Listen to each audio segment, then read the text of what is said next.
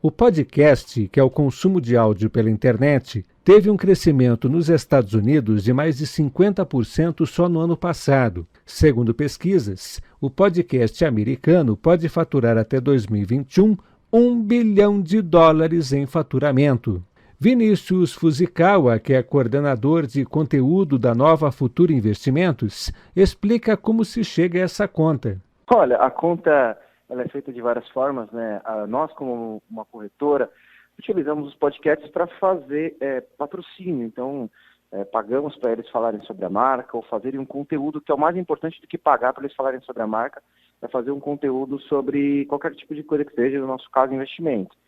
Então, geralmente por patrocínio e também por, de alguma outra forma, que seja alavancar investimento, alavancar produtos, mas geralmente por patrocínio, que é feito esse giro dos podcasts. Aqui no Brasil, segundo o Ibope, quase a metade dos usuários de internet afirma que ouve ou já ouviu podcasts. Vinícius avalia esse quadro. Olha, eu, por exemplo, escuto podcasts há aproximadamente uns 8 anos. Comecei a escutar podcasts com o próprio Jovem Nerd, que eu acredito que seja o maior expoente de podcasts no Brasil, que é o que está mais tempo fazendo isso. Hoje já escutei podcasts como Tecnoblog, Mamilos, Não Salvo, que é um podcast de humor.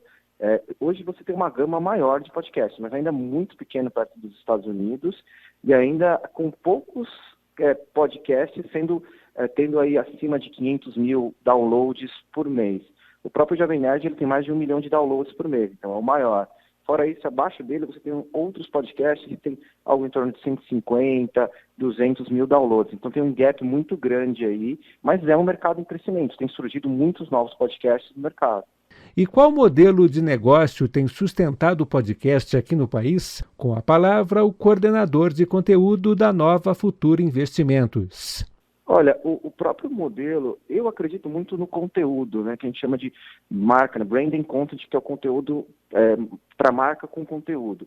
Então, quando a gente começou uma parceria com o Jovem Nerd, a gente fechou com eles um podcast só sobre finanças, que já foram 12 capítulos, que a gente acabou falando sobre renda fixa, finanças pessoais, ações, investimentos, mas não com a intenção de falar para o cara abrir conta, sim para ele ter uma educação financeira, ele poder ter uma liberdade para escolher onde é que ele vai abrir conta, mas ele abre conta com uma Nova Futura, por exemplo, porque ele gosta do conteúdo, ele gosta daquilo que a gente presta. Então, é o marketing de conteúdo. E a maioria da forma que é usado hoje para podcasts. Hoje, quando você vai anunciar num podcast, ou você pode fazer o que a gente chama de spot, que é fazer um anúncio isolado no podcast, que é o cara chega lá, o dono do podcast, e fazer um anúncio sobre a sua marca, isso tem um valor, ou você pode fazer um podcast de conteúdo, então um programa inteiro sobre aquele conteúdo, que pelo trabalho que eu já fiz com corretoras, é o que costuma dar um pouco mais de resultado, mas também é um pouco mais caro. Alexandre Salvador, Rede Alê de Rádios. Alê Comunicação.